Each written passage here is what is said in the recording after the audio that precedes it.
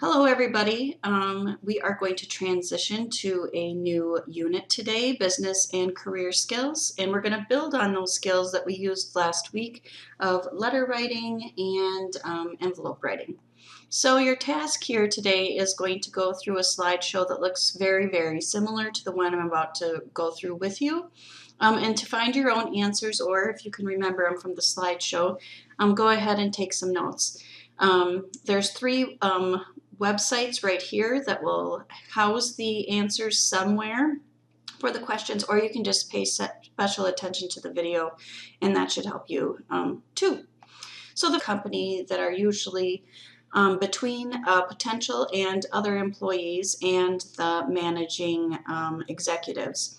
So what they do, they hire qualified employees and then they manage them.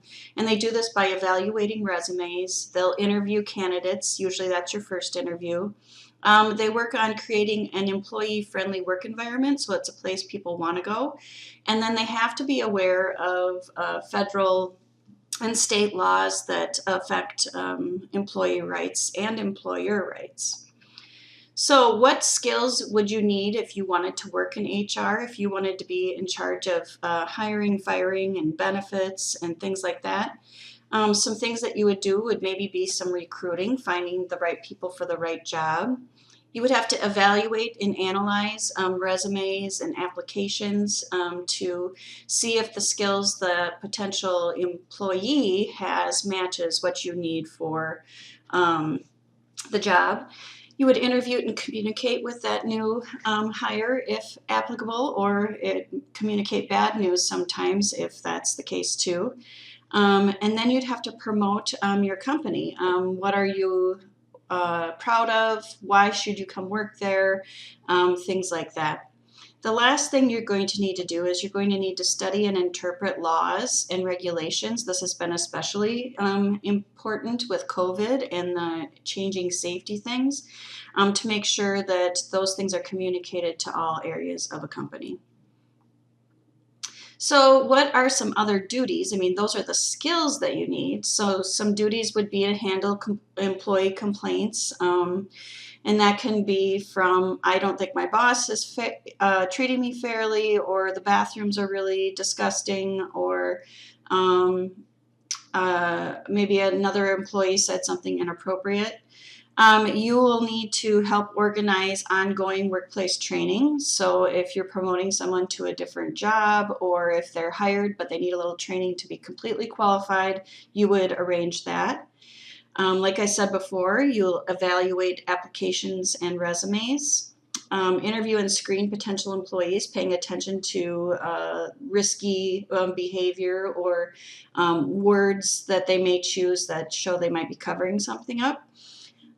Communicate the benefits of the company, so that would be like the health insurance, retirement plans, paid vacation, things like that.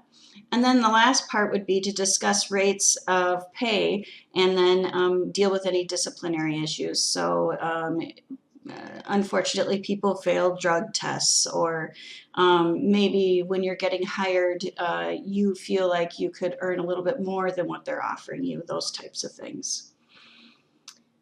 All right, then the federal laws that affect human resources or affect businesses. There's the ADA, Americans with Disabilities Act. That's a law that says that you cannot be discriminated against if you have a disability. Usually you'll have to have a medical note or a note from your doctor to prove that you have that disability, but they cannot discriminate based on that. The FLSA, Fair Labor Standards Act, makes sure that you earn at least minimum wage, that you cannot work over 40 hours without overtime pay.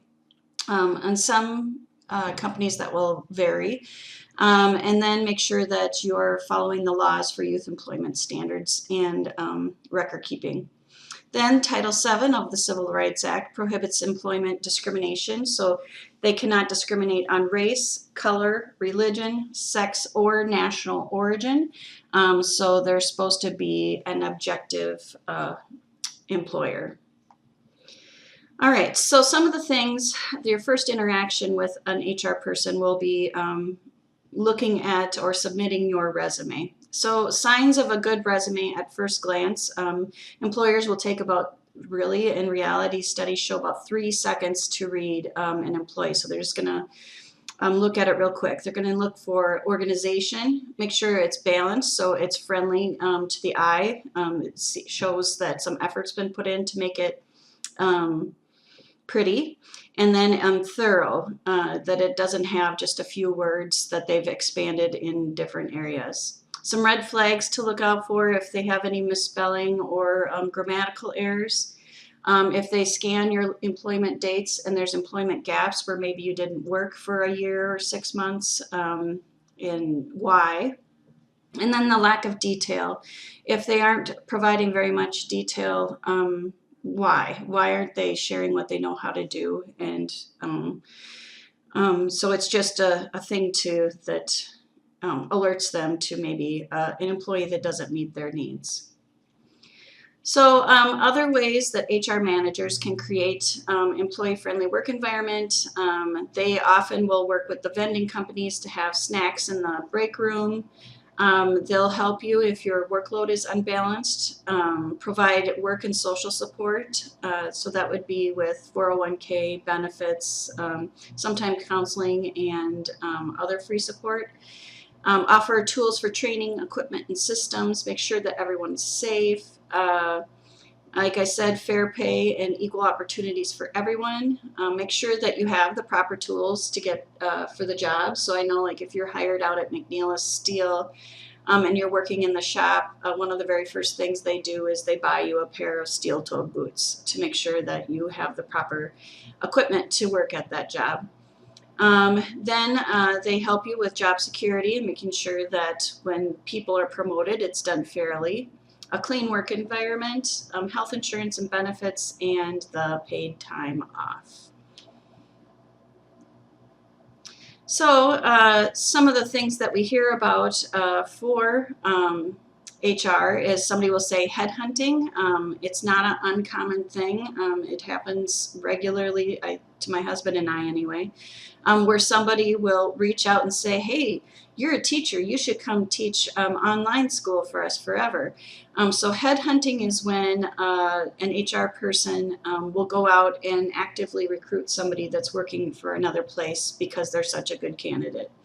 A candidate then is a person that's potentially a future employee, so someone who has applied for a job. The track record means how have you performed at other institutions, other places of employment. So if they call and check your references, are they going to be like, yeah, they were late, they kind of got angry and flew off the handle, those types of things, or they were super dedicated, asked lots of questions, always had a positive attitude, those types of things. The other thing that you might hear is we decided to fill this position in-house.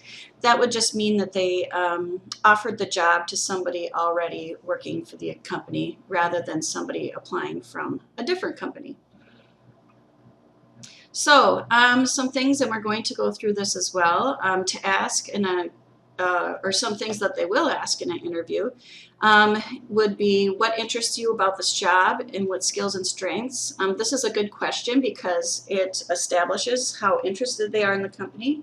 Are you applying just because you need something for the next 6 months and you don't really care? Or are you applying because you think that company is going to be the right fit for you? They can tell these things, and they don't want you if you don't have a sincere interest in their company, because that means you're probably not going to last very long. They also are able to identify key skills. So if you start to talk about it, you want to research ahead of time so you can match your skills with the job description. And then it just speaks to how well you can communicate with somebody asking you questions. Are you using appropriate grammar? Are you talking at a level they can hear you? Those types of things. The last person, the next really common question is, can you tell me a little bit about your last job? So what they're doing here is they're looking for what kind of worker you are, if you had teamwork skills, And then they're trying to evaluate your ability to take responsibility. So if your job, even if your last job ends badly, you don't want to throw that other employer under the bus.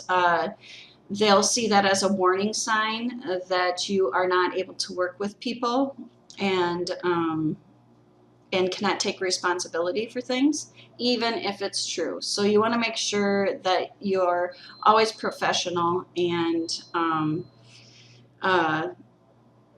try to communicate what you've learned from that position, or tactfully say why it didn't work for you.